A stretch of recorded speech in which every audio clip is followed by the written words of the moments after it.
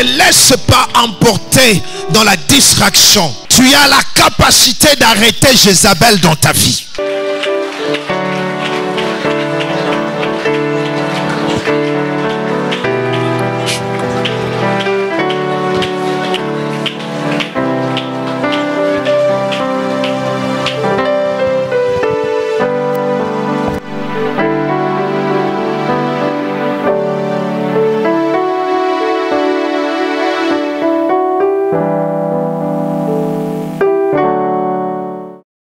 Le grand thème, c'est l'accomplissement des promesses divines. Et le dimanche passé, c'était le sujet des respects des consignes données par le Seigneur pour l'accomplissement de notre destinée.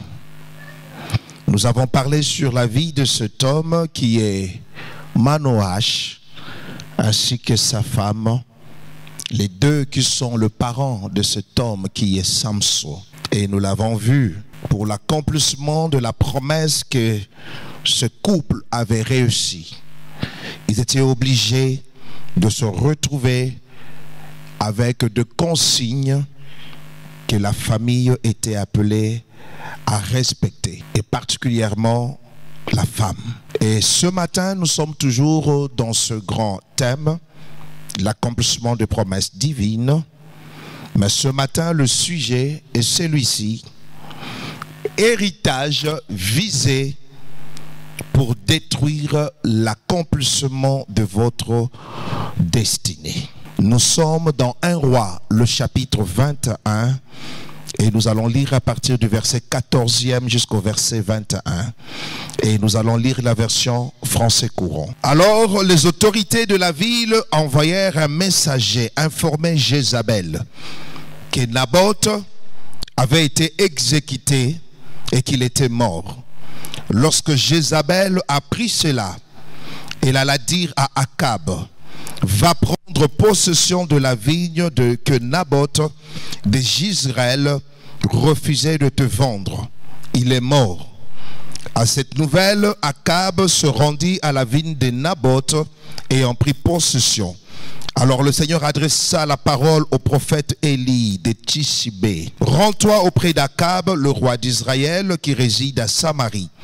Lui dit-il, il se trouve dans la vigne de Naboth où il est allé pour en prendre possession. Va lui dire, voici ce que déclare le Seigneur. Ainsi tu as assassiné quelqu'un et tu viens maintenant prendre possession de ce bien ou encore de son héritage. Puis tu ajouteras, voici ce que déclare encore le Seigneur. À l'endroit même où le chien ont léché le sang de Naboth, le chien lécheront aussi ton propre sang. Élie alla porter ce message à Akab qui lui dit, eh bien, mon ennemi, tu m'as retrouvé. Oui, je te retrouvé, dit Élie. Et puisque tu as pris plaisir à faire ce qui déplaît au Seigneur, voici ce qu'il déclare, je vais envoyer le malheur sur toi. Je te ferai disparaître. J'exterminerai d'Israël tous les hommes de ta parenté, enfants et adultes. Amen. Est-ce qu'on peut acclamer pour la parole de Dieu? La proposition d'Akab, bien-aimé, à Naboth est d'une portée plus grande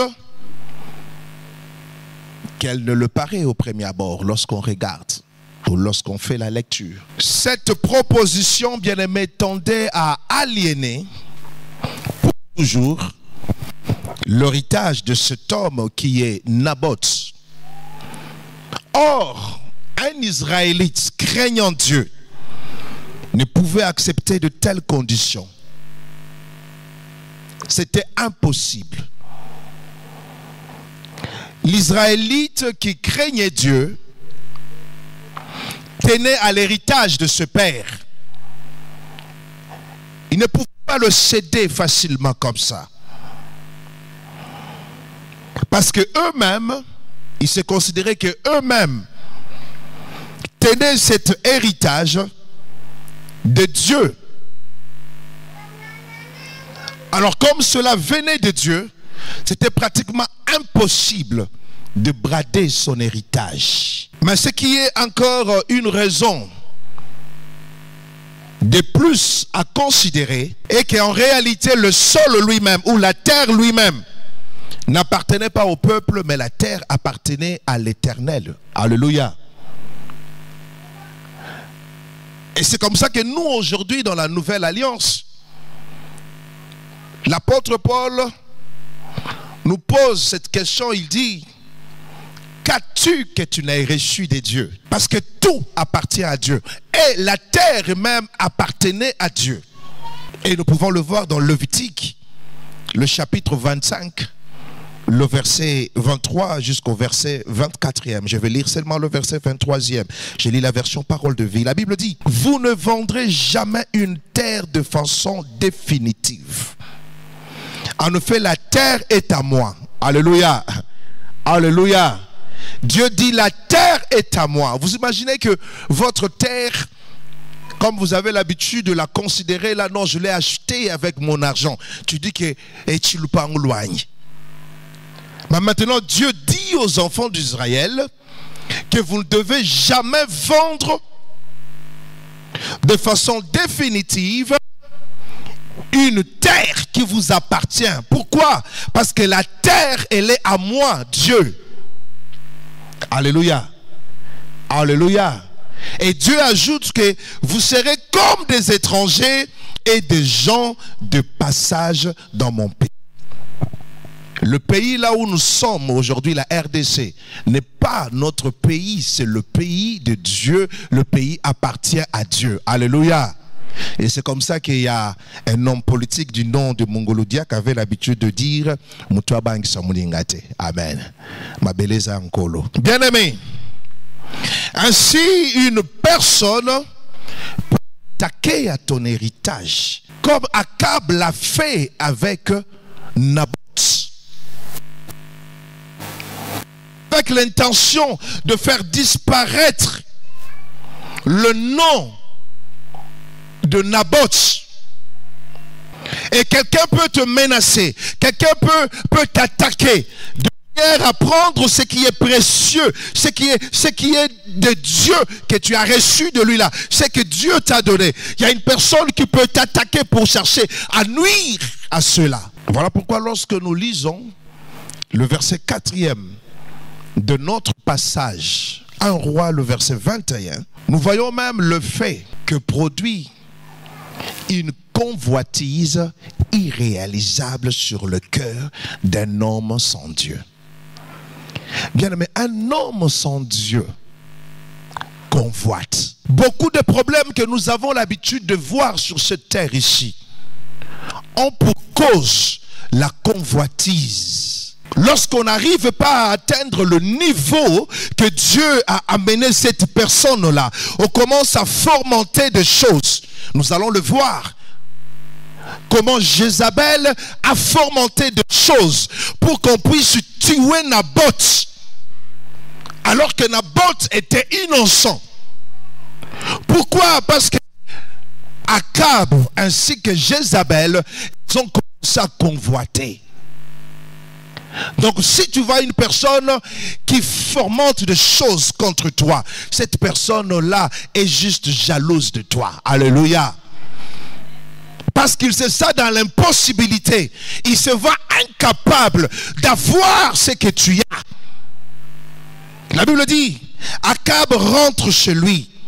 Il est de mauvaise humeur et triste parce que Naboth lui a dit: je ne te donnerai pas la vigne que j'ai reçue de mes ancêtres ou encore de mes parents. La Bible dit que Akab se couche sur son lit. Il tourne la tête contre le mur et ne veut rien manger. Alléluia. Ça, c'est un comportement enfantin. Akab, tu n'as plus d'appétit. Tu es de mauvaise humeur, tu es triste parce qu'on t'a refusé quelque chose qui ne t'appartient pas. Et c'est comme ça que ces gens-là sont. Vous le verrez toujours, ils sont tristes, ils sont méchants. Akab est triste de voir l'objet de son désir mis hors de sa portée.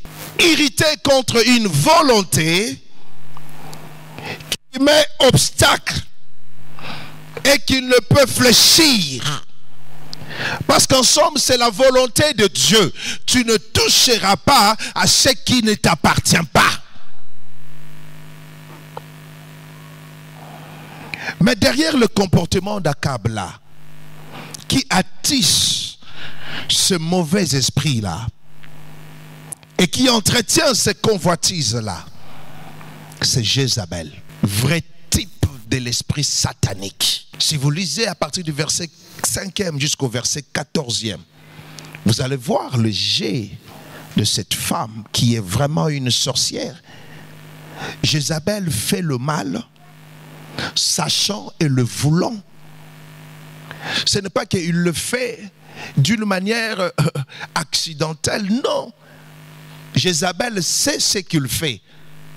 Jézabel, ce qu'il fait là, il le veut.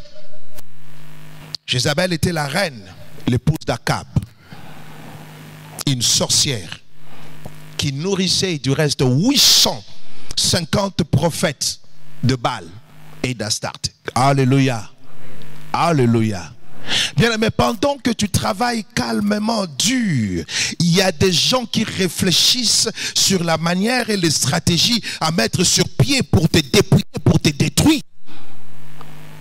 J'aimerais dire à une personne, alors que tu es calme là, tu ignores même, mais je t'informe que non, il y a des gens qui fomentent des choses, qui fomentent des stratégies, juste pour chercher comment te détruire. Naboth ne savait rien. Bien aimé, raison pour laquelle tu dois t'élever contre quiconque qui se tient sur ton héritage. Alléluia. Tu ne dois pas le laisser passer ainsi. Si tu ne le fais pas, bien aimé, l'ennemi va te tuer. Parce que Naboth est resté seulement par un refus seulement. Parce que si moi j'étais à la place de Naboth, je pouvais porter plainte, parler de manière à ce que tout le monde soit informé. Et lorsqu'un plus grand nombre de gens sont informés, la personne va avoir peur de toucher à mon héritage. Mais Naboth s'est tué. Qui est celui ou seul qui cherche à voler ton héritage? Mais comment atteindre ce but-là? Naboth avait dit, il a donné une parole très forte, une réponse très forte à Akab, le verset 3e. La Bible dit, Naboth va dire devant le Seigneur, je n'ai pas le droit de te donner la vigne que j'ai reçue de mes ancêtres. Devant Dieu, je n'ai pas le droit. Mais voilà que Jézabel, lui, il dit quoi? Akab dit que, Naboth, pardon, dit que devant le Seigneur, je n'ai pas le droit. Mais Jézabel, lui, il dit au verset, elle dit au verset 7e. Jézabel vient et dit à Akab, es-tu le roi? Oui ou non? Alléluia. Ces gens-là sont comme ça. Là, Jézabel est en train de faire des choses de manière à susciter quelque chose dans le cœur d'Akab. Lorsque lui pose la question, Jézabel dit à Akab, es-tu le roi d'Israël, oui ou non? Donc, c'est une façon de dire à Akab, comme tu es le roi, tu peux en abuser de ton pouvoir. Tu peux faire tout ce que tu veux. Tu es roi d'Israël, oui ou non?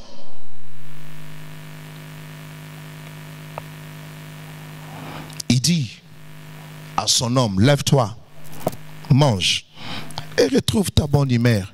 Moi, alléluia.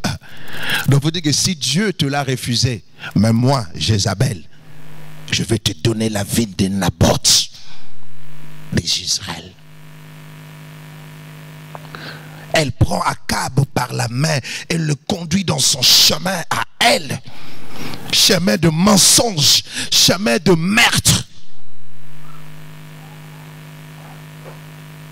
Elle a pris Akab. Elle dit à Akab, je te donnerai cette vigne-là. Mais en attendant cela, que cette femme va faire? Elle va s'emparer de l'autorité d'Akab. Elle va s'emparer des prérogatives royales d'Akab. C'est ça l'ennemi. L'ennemi, lorsque juste une partie, l'ennemi, il prend tout. Il prend tout. C'est ça la façon de travailler de l'ennemi Satan. Akab a laissé une ouverture. Jézabel, sorcière qu'elle est, sataniste qu'elle est, elle a récupéré même les prérogatives royales de cet homme. Le verset 8e. La Bible dit, Jézabel écrit des lettres au nom d'Akab. Donc ce n'est pas Akab qui a écrit des lettres, mais c'est Jézabel, une fois qu'elle a récupéré l'autorité d'Akab, une fois qu'elle a récupéré les prérogatives royales d'Akab, elle s'est dit, c'est moi maintenant mon conduit. Elle a commencé à faire des choses, à écrire des lettres au nom du roi, alors qu'en réalité ce n'était pas de roi. C'est comme ça que vous avez des fois des gens comme ça qui peuvent faire certaines choses au nom du pasteur dans l'église, alors que le pasteur ne les a pas mandatés. Tu veux faire ceci? Non, le pasteur avait dit ça. Le pasteur m'a donné l'autorisation. Le pasteur ou nanga. Le pasteur, est-ce que le pasteur te dit un jour? Elle va signer, écrire de lettres et elle va même marquer avec le sceau royal. Bien aimé, Jézabel ne recule ni devant le faux témoignage, elle est là, elle fonce, ni devant leur maître d'un homme, elle fonce juste pour en donner les profits à sa créature. Cette adoratrice de Baal fait dire aux faux témoins dans 1 Roi, toujours, le verset 21, mais le chapitre 21, le verset 10 et le verset 13e. La Bible dit, on dit, le verset 10e, en face de lui, placez 2 hommes qui ne valent rien. Voilà la stratégie que Jézabel donne aux autorités. Une fois que Jézabel a pris les prérogatives qui appartenaient à Akab, Jézabel a écrit de lettres et il va écrire aux autorités qui étaient là, qui étaient appelées à siéger. Elle va dire aux autorités, une fois que vous serez là, convoquez cet homme-là qui est Naboth. Et lorsque Naboth sera là, qu'est-ce qu'il faut faire? En face de lui, donc en face de Naboth, placez 2 hommes qui ne valent rien. Bien aimé, des personnes qui ont l'habitude de parler toujours derrière le dos des gens, des personnes qui complotent, sont des personnes qui ne valent rien. Ce sont des gens qui n'ont pas de respect, des gens qui n'ont pas de personnalité. Parce que si tu as un problème avec une personne, va la voir personnellement. Mais pourquoi tu parles derrière son dos? Ça, c'est un manque de personnalité. On n'a pas demandé n'importe qui. Même Jézabel connaît cela. Même Satan connaît cela. Je vous assure que Satan n'utilise pas n'importe qui. Il utilise de vos rien. Jézabel lui-même dit à ces gens-là, il dit que nous placez devant Naboth 2 personnes qui ne valent rien, donc de vos rien. Ils l'accuseront en disant, tu as maudit Dieu et le roi. Tu as maudit Dieu et le roi. Et du reste, voilà qu'elle a cherché à modifier même la loi, la parole de Dieu. Dieu, la loi dit que non, que tu ne maudiras pas ton Dieu.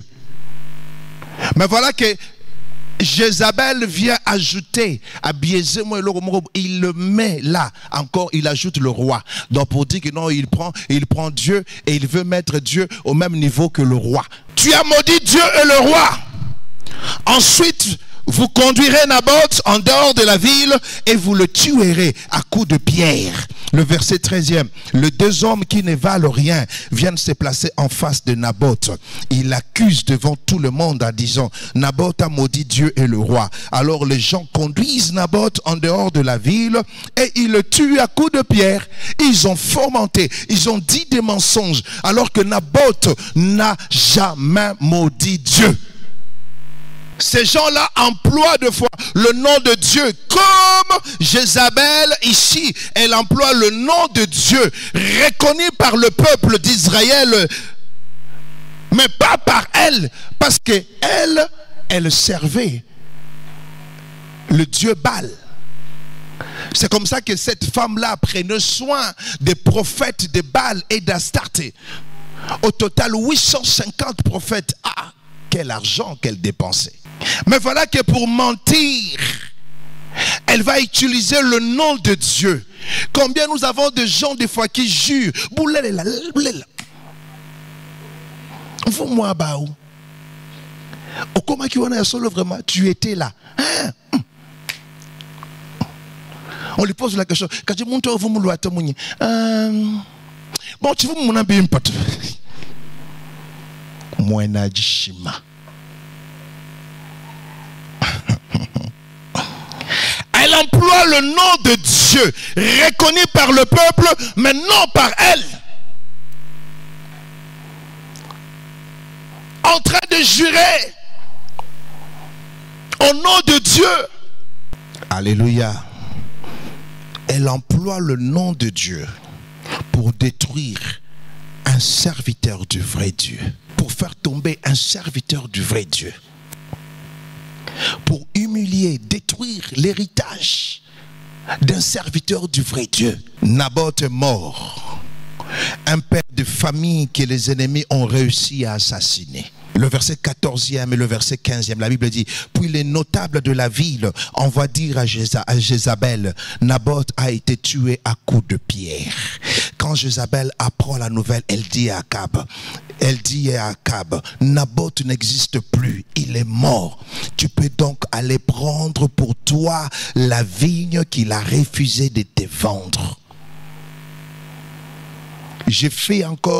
J'ai poussé des lectures, je me suis rendu compte que Naboth n'était pas tué seul, et les enfants aussi de Naboth étaient tués. 2 Rois, le chapitre 9e, le verset 26e, il ressort que ses enfants également furent tués. Écoute ce que la Bible dit, j'ai lu la version Sommer. Il dit: voici ce que déclare l'Éternel. Puisque j'ai vu couler le sang de Naboth et celui de ses enfants, je te le ferai payer dans ce champ même. L'Éternel le déclare. Parce que on ne réalise pas, bien aimé, lorsque vous détruisez une personne, vous ne le détruisez pas seul, mais vous détruisez sa famille. Alléluia. Vous détruisez sa personne, vous détruisez sa famille, vous détruisez ses enfants qui ne peuvent pas marcher à cause de ce que toi tu as dit, à cause de ce que toi tu as déclaré. C'est terrible. Et c'est comme ça que la Bible dit que cet homme-là n'avait pas tué seulement Naboth, mais il a tué aussi ses enfants. Donc toute la famille de Naboth s'est retrouvée dans le mal parce que Jézabel a touché à leur père. Bien-aimé, est-ce que Jézabel n'a-t-elle pas toujours fait ainsi? Tu me diras, mais pasteur, Jézabel, c'est... Mais nous le voyons renaître aujourd'hui même.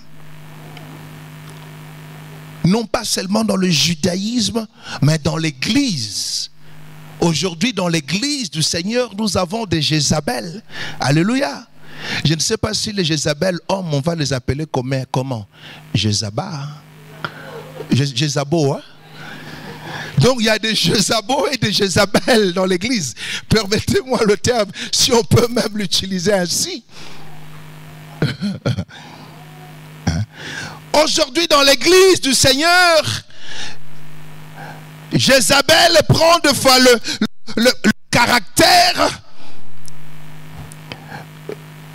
d'un homme de Dieu, d'un ouvrier dans l'église, d'un frère dans l'église. Elle prend le caractère de prophétesse et accusant le vrai témoin de Dieu. C'est ce que Jézabel fait aujourd'hui. Vous allez me dire, pasteur, vous avez des preuves? Oui, allons dans Apocalypse. Allons dans Apocalypse, le chapitre 2e. Et vous le verrez.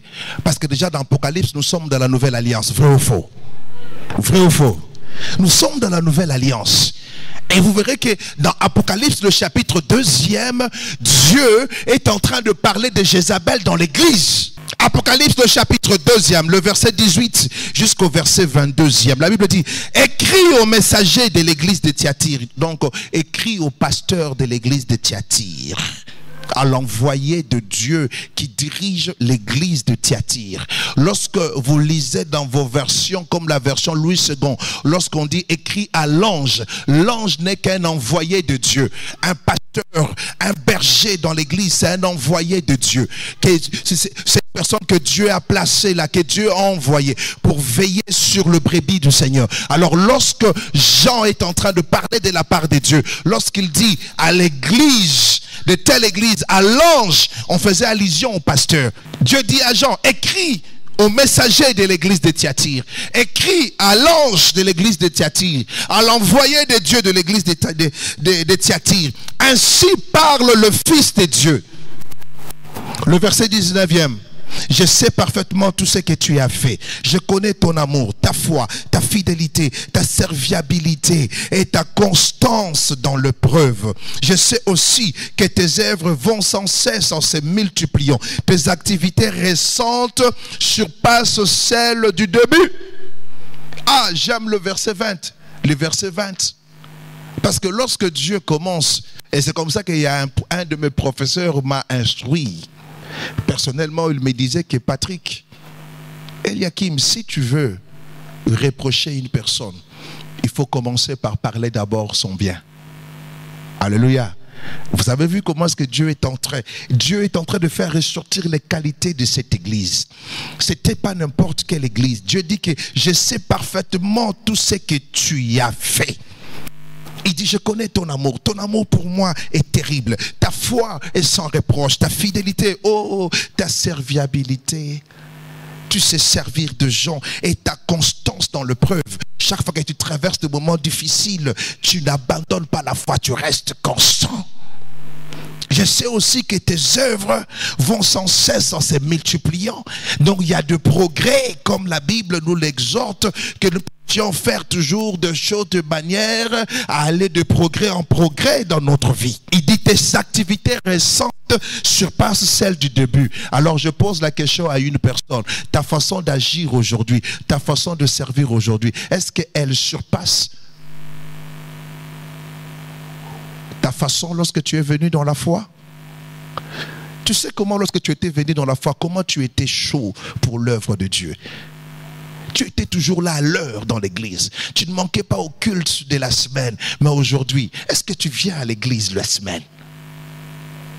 Mais autrefois, pourquoi est-ce que tu le faisais malgré des fois tes multiples occupations, tu venais? Est-ce que tes œuvres présentes, ton travail d'aujourd'hui surpasse ton zèle d'hier? Le verset 20. Pourtant, j'ai un grief contre toi. Tu laisses faire cette femme, cette vraie Jézabel qui s'est dit prophétesse. Je suis dans la version parole vivante. Voilà ce que Dieu ne pouvait pas accepter avec l'église de Thyatire. Son grand péché, c'était de laisser Jézabel.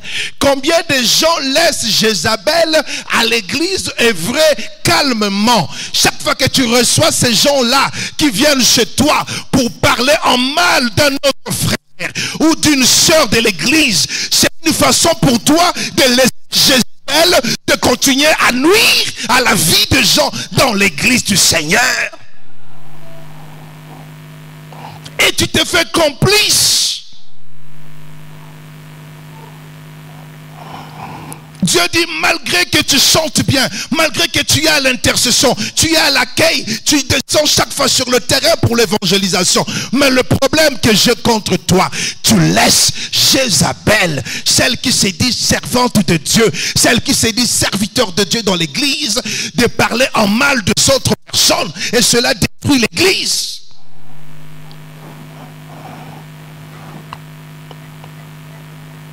Qu'il y ait des gens qui ont quitté l'église à cause de toi. Qu'il y ait des gens qui ont abandonné l'église à cause de toi. à cause de tes paroles, à cause de tes œuvres, et ça ne te dit absolument rien. J'aimerais dire à une personne ce matin, tu as la capacité d'arrêter ce sorcier ou cette sorcière qui dérange ta vie. Amen. J'insiste encore, tu as la capacité. Voilà pourquoi Dieu n'était pas d'accord avec cette église-là. Dieu dit, c'est que j'ai contre vous. Vous l'avez laissé alors que vous avez la capacité de réduire son travail dans votre milieu. Jézabel est une femme forte. En sorcellerie, bien aimé, il y a des hommes et des femmes fortes, des sorciers, des sorcières qui ont dit jamais rien de bon dans cette famille, jamais rien de bon dans cette vie, jamais rien de bon dans telle occupation, dans ce travail. Lorsque il est là ou elle est là en train de te voir souffrir, elle est contente ou il est content. Et j'aimerais ce matin, bien-aimé, que Jézabel doit tomber au nom puissant de Jésus. Il faut que Jézabel tombe. Je ne sais pas qui est cette Jézabel de ta vie. Tu as la capacité de réduire son travail, voire même de stopper son travail, voire même de la faire tomber ou de le faire tomber. Et tu as cette capacité-là. Et cette capacité-là, c'est quoi? C'est la prière. Dieu a annoncé le jugement qui est suspendu sur cet homme fort ou sur cette femme forte. Pourquoi? Parce que nous sommes dans la saison d'accomplissement de promesses divines dans nos vies. Lorsque Dieu se lève et que Dieu se décide de te bénir, personne ne peut se lever pour dire non. Parce que celui qui va se lever va trouver Dieu lui-même en face de lui. Et nous sommes dans cette saison-là maintenant. Là. Je t'en supplie, arrête de chercher à nuire la vie de gens. Non. Parce que nous sommes dans une saison dangereuse. Une saison, c'est la saison d'accomplissement. Parce que ce moment-là, c'est Dieu lui-même qui prend des choses en main pour défendre ses enfants, pour défendre son église, pour défendre notre province, pour défendre notre ville. Arrêtez avec les coups bas. Nous sommes plus dans ce temps-là où Dieu pouvait laisser des choses. Maintenant, c'est la saison d'accomplissement. Je vous assure que ce qui va commencer à se passer, non seulement dans l'église, mais je vous le dirai même au niveau de la ville et de la province. Dieu est en train de me parler par rapport à la province. Dieu m'a dit que c'est trop, c'est trop. Amen. Vous qui avez des frères qui sont dans la politique, des frères qui dirigent quelque part, il faut leur dire que le pasteur nous a dit de vous dire que Dieu a dit trop, c'est trop. C'est le temps maintenant de travailler. Ainsi dit l'Éternel. Nous baissons nos têtes dans la prière. Nous allons prier contre le sorcier dans notre maison, dans l'église. J'aimerais que tu élèves ta voix, que tu dénonces tout esprit de perte de bonne grâce, tout esprit de perte de la faveur de Dieu, tout esprit qui travaille dans le dénigrement, tout esprit qui salit la réputation de gens. Élève ta voix, commence à détruire cela au nom de Jésus. Commence à détruire cela au nom de Jésus.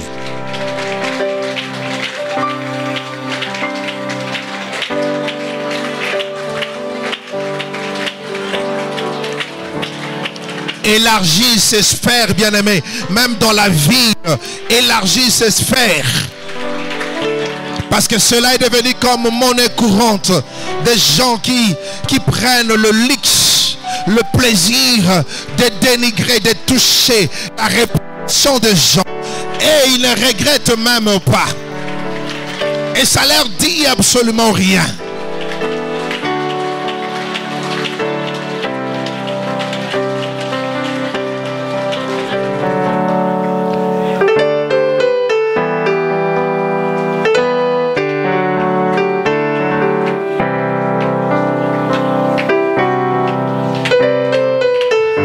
Ne te laisse pas emporter dans la distraction. Tu as la capacité d'arrêter Jézabel dans ta vie.